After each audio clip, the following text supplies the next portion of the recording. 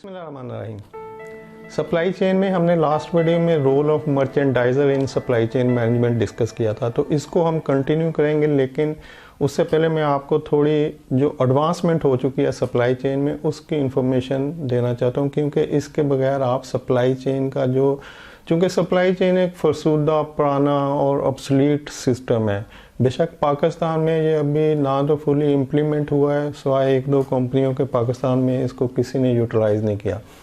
लेकिन advance country में जहाँ से ये शुरू हुआ, जहाँ पर इस पर पिछले 100 साल से रिसर्च हो रही है, इस पर तहकीक हो रही है और नई नई एडवांसमेंट हो रही हैं इस थ्योरी में, उन्होंने इसको फुली यूटिलाइज़ करके ख़त्म कर दिया हुआ है। सप्लाई चेन मैनेजमेंट के बाद डिमांड चेन मैनेजमेंट आई, उसको भी उन्होंने फुली यूटिलाइज़ कर लिया। फिर वैल्यू चेन मैनेजमेंट आई, उसको भी उन्होंने फुली यूटिलाइज़ कर लिया। लेकिन चूँकि अंडर डेवलप कंट्री, गरीब कंट्री जो जैसे पाकिस्तान है, तो वहाँ पे चीज़ें कोई 100 साल बाद आती हैं जो कि दुनिया में हो चुकी हुई होती हैं। तो सप्लाई चेन मैनेजमेंट हमारे लोगों का अभी इंटरेस्ट शुरू हो रहा है, या वो सोच रहे हैं कि अच्छा इसको करते हैं या देखते हैं, या उन्होंने सिंपली इसको नाम अडॉप्ट कर लिया, जो प्रोक्योरमेंट या स्टोर के डिपार्टमेंट थे उनको सप्लाई चेन कर दिया। लेकिन उसको एक्चुअली उसकी जो थ्योरी थी, जो उसका बेनिफिट था, उसको इम्प्लीमेंट नहीं किया, ना ही उसको अचीव किया। लेकिन चूँकि हम दुनिया के साथ चल रहे हैं, तो अगर हम सिर्फ सप्लाई चेन की उस पुरानी बेसिक थ्योरी के ऊपर ही रहेंगे, तो जो एडवांसमेंट हो रही है, जब आप उसके मतलब कहीं और से सुनेंगे तो आप कहेंगे कि भाई ये चीज़ें तो हमें तो पता ही नहीं था, ये तो आपने बताया ही नहीं। तो हम पहले देखते हैं कि जो एडवांसमेंट हो चुकी है इसमें वो क्या है। पहले हम देखते हैं वैल्यू चेन मैनेजमेंट। अब इसके अंडर दो चीज़ें आती हैं। नंबर एक है सप्लाई चेन मैनेजमेंट,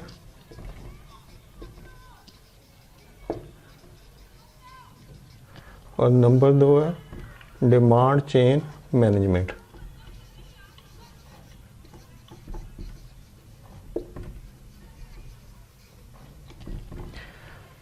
अब सप्लाई चेन मैनेजमेंट को तो हमने देख लिया कि सप्लाई चेन मैनेजमेंट का मतलब था कि मिनिमम कॉस्ट के ऊपर मिनिमम टाइम में एक गुड क्वालिटी प्रोडक्ट जो है वो अवेलेबल हो। तो सप्लाई चेन में सारे का सारा बेनिफिट जा रहा था मैन्युफैक्चरर को। यानी सप्लाई चेन का जो टोटल कंसेप्ट है ये डिपेंड कर रहा है कि मैन्युफैक्चरर के एंड के ऊपर मिनिमम कॉस्ट आए प्रोडक्शन की, गुड क्वालिटी प्रोडक्ट अवेलेबल हो और टाइम कम से कम लगे। ये तीन ही मेन इसके पॉइंट थे जिसके ऊपर सप्लाई चेन खड़ी हुई है। तो जब कोई भी मैन्युफैक्चरर इन तीन पॉइंट को अचीव कर लेता है, तो जब कोई भी मैन्युफैक्चरर सप्लाई चेन के जो बेसिक तीन पॉइंट्स हैं उनको अचीव कर लेता है, जिसमें मिनिमम टाइम, मिनिमम कॉस्ट और बेस्ट क्वालिटी प्रोडक्ट है, तो इट मीन्स कि उसके पास प्रोडक्शन की फैसिलिटी, यानी प्रोडक्ट जो है, नंबर ऑफ क्वांटिटी जो है प्रोडक्ट की, वो ज़्यादा अवेलेबल हो गई। मसलन अगर एक प्रोडक्ट की कीमत 10 रुपये है और वो 10 आइटम बना रहा है एक सर्टेन टाइम के अंदर, तो जब वो अपनी सप्लाई चेन को स्मूथ कर लेगा, जिसमें वो अपनी प्राइस को मिनिमम कर लेगा, टाइम भी मिनिमम कर लेगा, तो इसका मतलब कि वो जो 10 आइटम बना रहा था, 10 रुपये कॉस्ट आ रही थी, तो टोटल कॉस्ट उसकी 100 रुपये आ रही थी। जब उसने प्राइस को मिनिमम और टाइम को मिनिमम किया, तो अब इसका मतलब उससे कम टाइम में वो उसकी कॉस्ट अगर 8 रुपये आ गया, तो वो कोई 12 से 13 आइटम बनाना शुरू हो गया। तो वो जो बड़ी हुई आइटम थी, अब वो उसका क्या करे। मतलब उसने अपनी सप्लाई चेन को फुली यूटिलाइज करते हुए अपनी कॉस्ट को नीचे ले आया, टाइम भी नीचे ले आया और प्रोडक्ट को बेहतरीन क्वालिटी में कर लिया। अब क्या करे, तो अब वो जो उसकी क्वांटिटी बढ़ गई है उसकी साइड पे, यानी जो उसके पास अवेलेबल था, जो प्लांट मशीनरी उसके पास अवेलेबल थी, वेयर हाउस जितना अवेलेबल था, उसने उसी को यूटिलाइज करते हुए अपनी प्रोडक्शन कैपेसिटी बढ़ा ली, क्योंकि उसने अपने टाइम को कम कर लिया। उसने अपनी कॉस्ट कम करने की वजह से उसका जो रॉ मटेरियल पहले जो कम परचेज कर रहा था, अब उसकी कॉस्ट कम होने की वजह से वो ज़्यादा परचेज कर सकता है। तो मतलब उसकी कैपेसिटी बढ़ गई। अगर आप मेरी बात को समझ रहे हैं, तो मैं ये कहना चाहता हूँ कि उसने जब इन चीज़ों को कंट्रोल किया सप्लाई चेन को इम्प्लीमेंट करते हुए, तो उसकी ओवरऑल जो परफॉर्मेंस थी वो बढ़ गई। उतनी मशीनों से, उतनी इंफ्रास्ट्रक्चर से वो ज़्यादा चीज़ें बनाने के काबिल हो गया, और उतने ही फाइनेंशियल जो फंड्स उसके पास अवेलेबल थे, उसमें जहाँ पे अगर वो 10 चीज़ें बना रहा था, अब वो 12 से 13 चीज़ें बनाने के काबिल हो गया। तो अब ये जो उसकी कैपेसिटी बढ़ गई है उसी पहले वाले सिस्टम के अंदर रहते हुए, तो इसका मतलब कि वो जो बढ़ी हुई कैपेसिटी है वो कहाँ पे और किस तरह से सेल करे। असल चीज़ तो सेल करना है। उसने अपनी प्रोडक्शन में तो बेस्ट रिजल्ट ले लिया कि पीछे से रॉ मटेरियल को उसने सप्लाई चेन मैनेज कर ली, सब कुछ कर लिया, करके जब वो बड़ी हुई प्रोडक्शन को उसने रख लिया स्टोर में, तो अब वो किसको सेल करे। यानी उसकी सेल तो 10 आइटम की थी ना, उसने 12 से 13 आइटम बना ली, तो वो जो बड़ी हुई आइटम है अब वो उसका क्या करे, क्योंकि इसका मतलब कि उसको मार्केट के अंदर डिमांड को बढ़ाना पड़ेगा, लोगों को बताना पड़ेगा कि भाई ये जो प्रोडक्ट है मेरी, मैं इसको सेल करने के लिए आपको ये एडवांटेज दे रहा हूँ। यानी या तो वो अपनी कॉस्ट कम करे कि मैं आपको यही प्रोडक्ट उसी क्वालिटी की कम कॉस्ट पे देता हूँ, तो आए आप मुझसे खरीदें, ताकि उसकी सेल बढ़ जाए और सेल बढ़ने से उसकी जो एक्सेस प्रोडक्शन है वो निकल जाए। या वो उसको कुछ ऐसा एडवांटेज दे, कुछ क्वालिटी दे, जैसे कि क्वालिटी से मराद है कि अगर आप एक सिंपल शर्ट 400-500 रुपए की लेंगे किसी रेडी वाले से, कोई ऐसे बैठा हुआ है ऑल एंड सन्ड्री कुछ भी, तो ब्रांड वही शर्ट 3-4 हज़ार की देगा।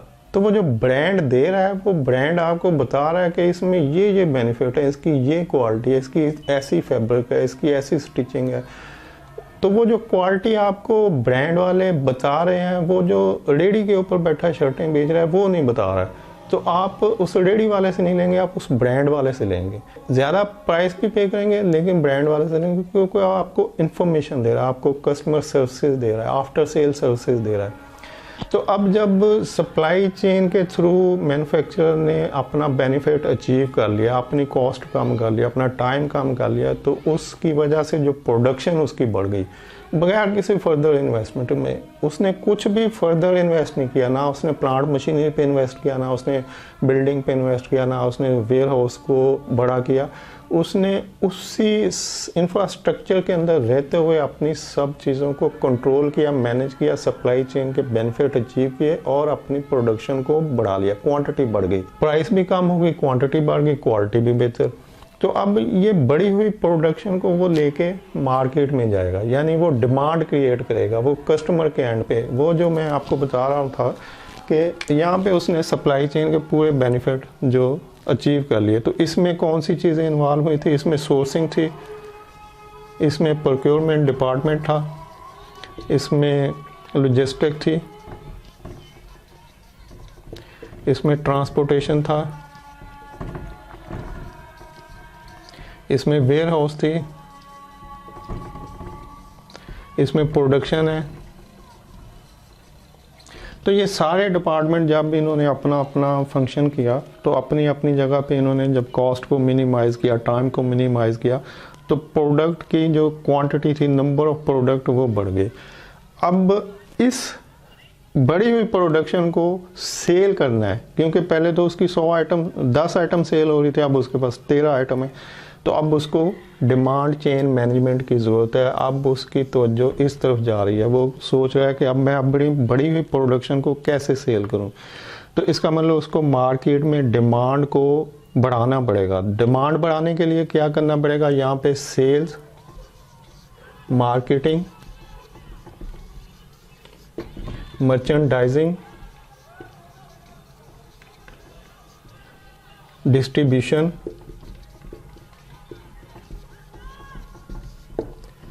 After sale service,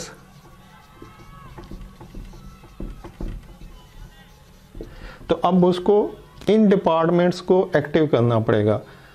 marketing and sales, merchandising, distribution, after sale services, ये डिपार्टमेंट जब स्ट्रॉन्ग होंगे, अब उसका फोकस इनके ऊपर आ गया। सप्लाई चेन में जो लोग इन्वॉल्व थे, sourcing, procurement, transportation, logistic, warehouse, production, यहाँ से उसने फुली बेनिफिट लेके अपनी प्राइस कम कर ली। प्राइस कम होने की वजह से प्रोडक्शन बढ़ गई। प्रोडक्शन बढ़ी हुई प्रोडक्शन को अब सेल करने के लिए उसको डिमांड चेन मैनेजमेंट की ज़रूरत है, और डिमांड चेन मैनेजमेंट को वो उसी वक्त अचीव कर सकता है जब वो sales, marketing, merchandising, distribution, after sale services पे तवज्जो देगा।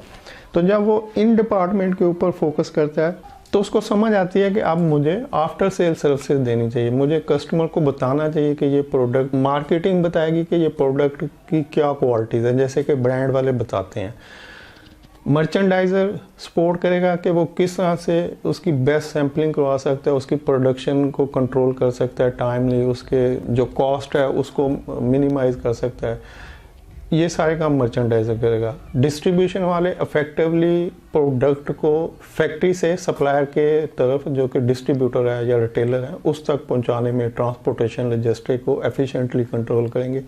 और आफ्टर सेल सर्विस डिपार्टमेंट ये बताएगा कि हम किस तरह से आपको क्विक आफ्टर सेल सर्विस दे रहे हैं। मेरी अभी वॉशिंग मशीन ऑटोमेटिक थी तो उसमें थोड़ा सा प्रॉब्लम आया जो मुझे भी नहीं पता था।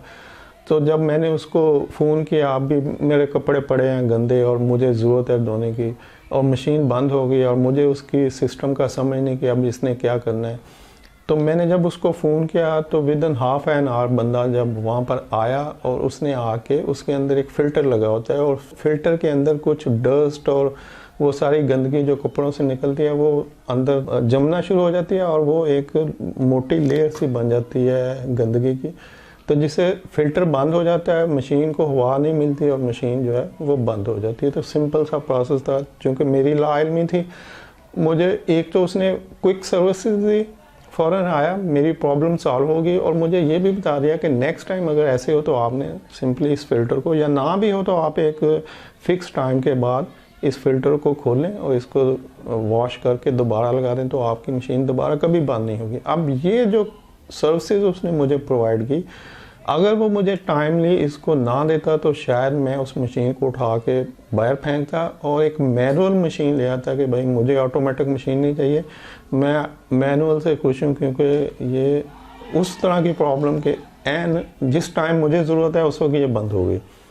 तो जो आपकी गुड आफ्टर सेल सर्विसेज है, क्विक सर्विसेज हैं, वो आपको प्रोडक्ट के ऊपर ट्रस्ट देती हैं और उससे उसकी सेल बढ़ जाती है। अब इस तरह की जब सर्विसेज होंगी तो एक तो मैं मुतमईन हुआ, मेरे मुतमईन होने से मैं जितने लोगों से बात करूंगा वो सारे मुतमईन होंगे। और ये जो मशीन थी ये हायर की है, आपके लिए बता दूं। तो अब ये जो ब्रांड है इसकी जो लॉयल्टी है मेरे लिए, तो मैं जब भी कोई अपनी इलेक्ट्रॉनिक्स की चीज़ खरीदूंगा तो मेरी जो ब्रांड लॉयल्टी है, जो सर्विसेज की वजह से और स्ट्रॉन्ग होगी है, तो मैं इसको पसंद करूंगा। तो ब्रांड अगर ज़्यादा चार्ज करते हैं तो वो ज़्यादा पे भी करते हैं, वो आपको क्वालिटी पे करते हैं, आपको सर्विसेज पे करते हैं। बहरहाल हम बात करें डिमांड सप्लाई की, तो डिमांड सप्लाई को जब आप कंट्रोल करेंगे तो आप आफ्टर सेल सर्विसेज देंगे, आपका जो सेल्स मार्केटिंग का स्टाफ है वो एक गुड रिप्यूट क्रिएट करेगा, और मर्चेंडाइजर जो है वो सपोर्ट प्रोवाइड करेगा उसको फैसिलिटेट करने में उस सारे सिस्टम को, क्योंकि उसने ऑर्डर को प्रोसेस कराना होता है, उसकी सैम्पलिंग करवानी होती है, उसकी शिपमेंट करवानी होती है। तो ये सारी चीज़ें टाइमली और इफेक्टिवली जाएंगी। तो ये सारी डिमांड सप्लाई चेन के अंडर आती हैं। तो जब आप सप्लाई चेन के टोटल बेनिफिट अचीव कर लेंगे तो उसके बाद आप कन्वर्ट करेंगे डिमांड सप्लाई चेन मैनेजमेंट की तरफ, जो आपका दूसरा एंड है।